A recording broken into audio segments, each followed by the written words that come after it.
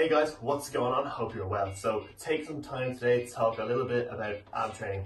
Time and time again, people come to me wanting to develop their abs, and of course everyone wants those six-pack abs. You'll find people dieting down to a point where they're seeing their abs, and each year they do it, they find that their abs they look no different, purely because they don't train them. Your abs are like every single other muscle in your body. They need to be trained to develop. Okay. Relying on compounds, it's going to do the bare minimum for your abs. Of course, they will be involved, but they're not going to do a great deal of work in actually developing them, okay? And we want a nice set of thick abs to really show off and actually develop and have a strong core, okay? And in order to actually develop the abs and know how to make them stronger, we need to go over the functions of the abs. So your abs control that flexion of the spine and decelerate that extension of the spine, okay? That kind of crunching motion, that's what they control, okay?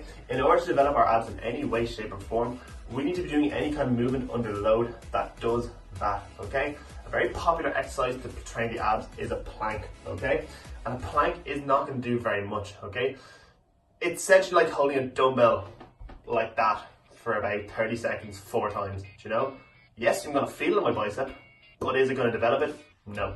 In order for us to develop any kind of muscle, 2 things. Number 1, a caloric surplus to fuel that growth. And number 2, train it throughout that range in a load. In this case, the range is a flexion and extension of the spine. Another way people tend to train the abs is through things like flutter kicks and leg raises. And the fact is your abs don't cross that hip joint, which means that any kind of leg movement is not directly carried into the abs.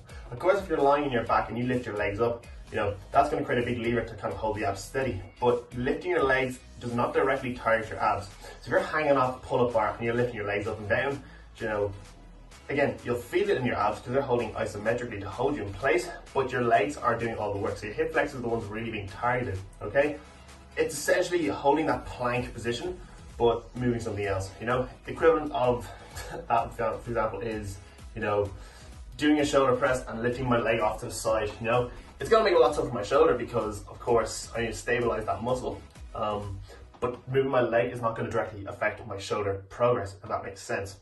Okay, so like I said before, in order to train the abs, we need to move it in that kind of extension and flex position of the spine to really work into that shortened and lengthened position, like we would every other muscle group. Okay, things like a crunch. Okay, but then again, lying on the floor doing a crunch at that bottom position, you tend to lose all tension.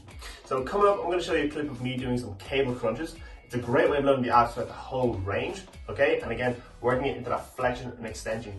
If you want to develop a good set of abs, planks, flutter kicks, leg raises, it's gonna do nothing, okay? You'll feel it in the abs, but will it develop them? No. Again, it's like me holding a dumbbell like that while I simultaneously hop on another leg, It's gonna be hard to hold that position because I'm moving my body, but it doesn't mean that that muscle in question is getting more work done, okay? So have a look at the next clip. If you're serious about developing your abs, a caloric surplus, that's something that's gonna work the abs through that range, that function, is gonna develop them a lot more than a plank will.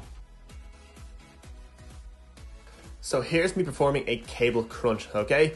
As you can see, I'm bringing my back into full extension as much as I can, and then I'm really shortening my abs, so bringing my rib cage as close to my pelvis as I can, all while keeping my hips and knees completely stable. So like I said, movement of my legs, it isn't controlled by my abs, so all I'm focusing on is that extension and flexion of my spine under load, okay? If this has been of any benefit to yourself, let me know. Shoot me a message on Instagram @coachedbydan, or send me an email, danreesepersonaltraining@gmail.com, okay? I'll leave you to watch the rest of this clip, guys. Again, any questions, feel free to shoot me a message. I'll always answer as soon as I can.